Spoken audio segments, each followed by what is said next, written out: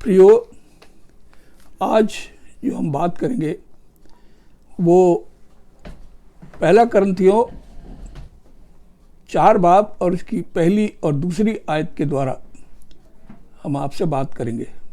इसमें ऐसा लिखा है, मनुष्य में मसीह के सेवक और परमेश्वर के भेदों के भंडारी समझते हैं। दूसरी आयत में फिर यह भंडारी में यह बात देखी जानी चाहिए कि वह विश्वास योग्य हो। एक परमेश्वर का दास सबके नज़रों में रहता है और लोग देखना चाहते हैं कि मसीह के गुण सेवक में पाए जाते हैं या नहीं। इसी प्रकार हर विश्वासी, अविश्वासी, विश्वासी के रहन सहन, बातचीत, उठना बैठना और उनका बिहेवियर, आपसी प्रेम, मेल मिलाप और सहनशीलता को देखता है। गैर लोग हम मसीहों को जज करते हैं कि वास्तव में आत्मिकता का प्रचार करने वालों में स्पिरिचुअलिटी पाई जाती है कि नहीं।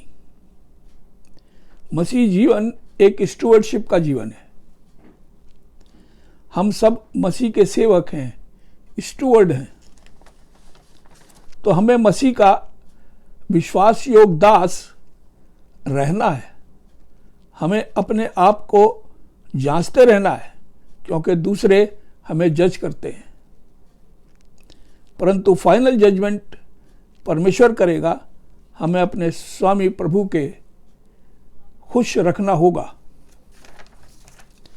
जीवन एक गिफ्ट है जो परमेश्वर की ओर से मिलता है। जो कुछ आपके पास है, आपकी एबिलिटीज़ या ब्लेसिंग, आपका ज्ञान या आशीषें, सब परमेश्वर की देन है। आपका अपना कुछ नहीं है। आप इनका क्रेडिट अपने आप को नहीं दे सकते। ये सब परमेश्वर की ओर से आपको और मुझे गिफ्ट मिले हैं। प्रभु स्वामी है। इनका दुरुपयोग पाप गिना जाता है। जो प्रभु की आशीषें हैं, जो गिफ्ट हमें मिले हैं, जब हम उनका दुरुपयोग करते हैं तो परमेश्वर की दृष्टि में वो पाप गिना जाता है। खास तौर से जो सेवक हैं, उन्हें कुछ जिम्मेदारियां परमेश्वर की ओर से दी गई हैं, जिसे जो सेवा मिली है उसे उसको विश्वास योग्यता के साथ अंजाम देना होगा। जो जिम्मेदारी हमें दी गई हैं उसे जिम्मेदारी के साथ निभाना होगा। पहला करंथियों 3 बाब की 16 और 17 आयत में लिखा है, क्या तुम नहीं जानते कि तुम परमेश्वर का मंदिर हो? परमेश्वर का आत्मा तुम में वास करता है। यदि कोई इसे नाश करेगा तो परमेश्वर उसको नाश करेगा, क्योंकि तुम मसीह के हो और मसीह परमेश्वर का। दाऊद भजन संहिता 88 और उसकी 5 आयत में कहता है, I am like a broken vessel, मैं टूटे हुए पात्र जैसा हूं। हमारे जीवन भी ब्रोकन वेसल्स के समान थे, जिनमें कुछ भी नहीं समा सकता था, सब नष्ट हो जाता था। एक टूटे हुए बर्तन में कोई चीज समा सकती है? नहीं होगी, लीक हो जाएगी। ऐसे ही हमारे जीवन थे, एक टूटे पात्र के समान, जिसमें कोई भी आत्मिक बात समा नहीं सकती थी। But God uses all our broken pieces, लेकिन परमेश्वर ने हमारे टूटे हुए हिस्सों को जोड़ दिया और पुट देम टुगेदर, और एक पूर्ण संपूर्ण बना दिया। पर परमेश्वर ने हमें बटोरा, जोड़कर एक पात्र का रूप दिया जिसको वह इस्तेमाल में ला सके। वह पात्र चर्च है। आप व्यक्तिगत हो सकते हैं। वो परमेश्वर का पात्र क्या है? परमेश्वर का कलीसिया, और हर व्यक्तिगत आदमी उसका हिस्सा है। बहुत से मसीही इस बात को भुला देते हैं कि जो आशीषें और स्टेटस में एंजॉय कर रहे हैं वे परमेश्वर के अनुग्रह से है, और बहुत से उन आशीषों को मिसयूज करते हैं, तब वे ही आशीषें उनके और उनके परिवार के लिए शाप बन जाती हैं। इसी कारण बाइबल बताती है हमारी खुशी और जिंदगी धन या संपत्ति के बहुतायत से नहीं है, परमेश्वर के साथ ईमानदारी से चलने में है। क्या बताता है? हमारी खुशी और जिंदगी धन या संपत्ति की बहुतायत से नहीं है, लेकिन किस बात से है? कि हम परमेश्वर के साथ ईमानदारी से चलें। सबोपदेशक 5 बाब की 10 आयत में लिखा है, जो धन से प्रीति रखता है वह धन की बहुतायत से तृप्त ना होगा। बहुत धन का लालच और धन का लाभ भी व्यर्थ है। फिर लूका 12 बाब और उसकी 15 आयत में लिखा है, चौकस रहो, हर किस्म के लोभ से अपने आप को बचाए रखो। किसी का जीवन धन की बहुतायत से नहीं होता। किसी का जीवन उसके धन की बहुतायत से नहीं होता कि उस पर अगर बहुत धन है तो वो जिंदा रहेगा। किसी को नहीं पता कि कब तक उसकी जिंदगी है। प्रभु यीशु चाहता है उसके अनुयायी फॉलोअर्स रिस्पॉन्सिबल जीवन बिताने वाले हों, जिम्मेदार जीवन बिताने वाले हों, गैर जिम्मेदार ना हों। जैसे किसी स्टेट का ओनर चाहता है उसके एम्प्लॉय एक अच्छे स्टुअर्ड सेवक हों जो अपनी जिम्मेदारियों को वफादारी के साथ निभाएं। हर एक स्टेट, हर एक कंपनी का मैनेजिंग डायरेक्टर ये चाहता है कि उसके काम करने वाले ईमानदारी और विश्वास योग्यता के साथ अपनी सेवाएं संपन्न करें। इसी तरीके से परमेश्वर ने हमें हर किस्म का टैलेंट दिया है, टाइम दिया है और धन दिया है, because we belong to him. हम उसको रिप्रेजेंट करते हैं। इसलिए प्रभु ने हमें इन सब चीज़ों से आशीषित किया है। हम उसके बिहाफ पर यहाँ स्टुअर्ड हैं, उसके कारिंदे हैं।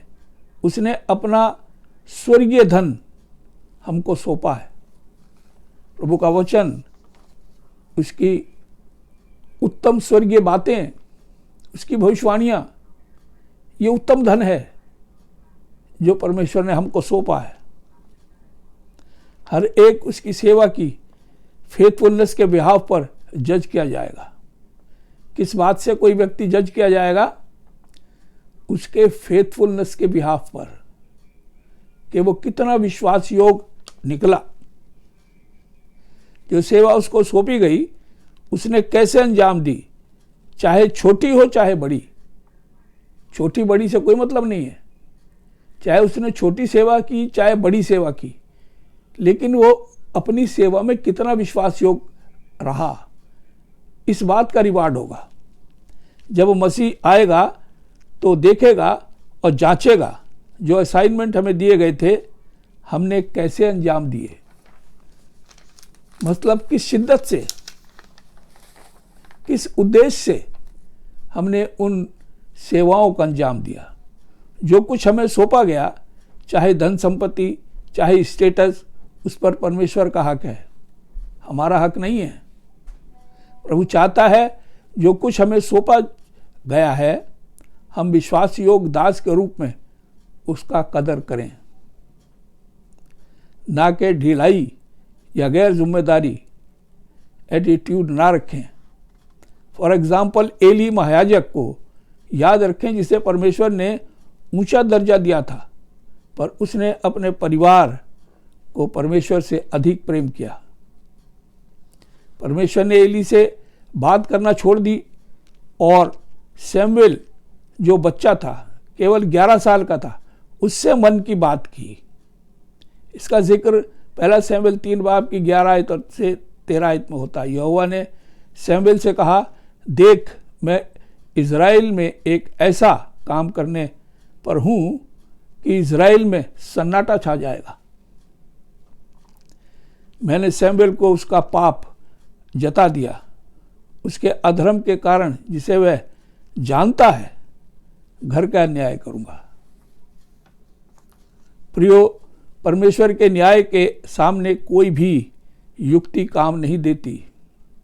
आखिरकार मौत का तांडव उसके परिवार को झेलना पड़ा।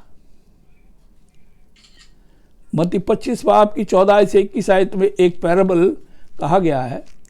उसमें मनुष्य की सी दशा है जिसने परदेश जाते समय अपनी संपत्ति अपने दासों को उनकी काबिलियत योग्यता के अनुसार बांट दी। एक को 5 तोड़े, एक को 2 तोड़े और एक को 1 तोड़ा और परदेश चला गया। प्रभु अपना स्वर्गीय धन चर्च को सौंप कर स्वर्ग चला गया।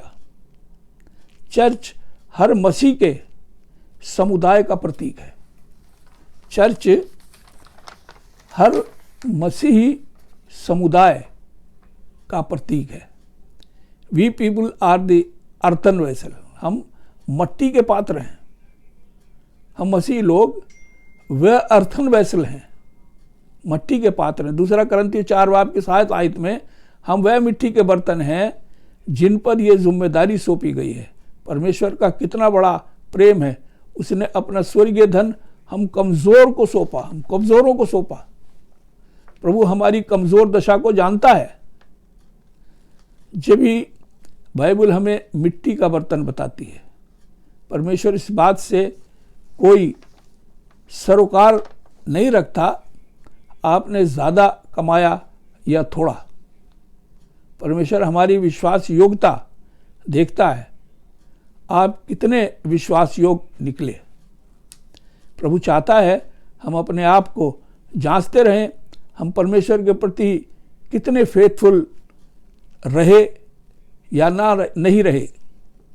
क्या ही धन्य समय होगा जब प्रभु आएगा और कहेगा, हे अच्छे और विश्वास योग्य दास, तू थोड़े में विश्वास योग्य रहा, मैं तुझे बहुत वस्तुओं का अधिकारी बनाऊंगा। प्रभु अपने वचन पर आशीष दे।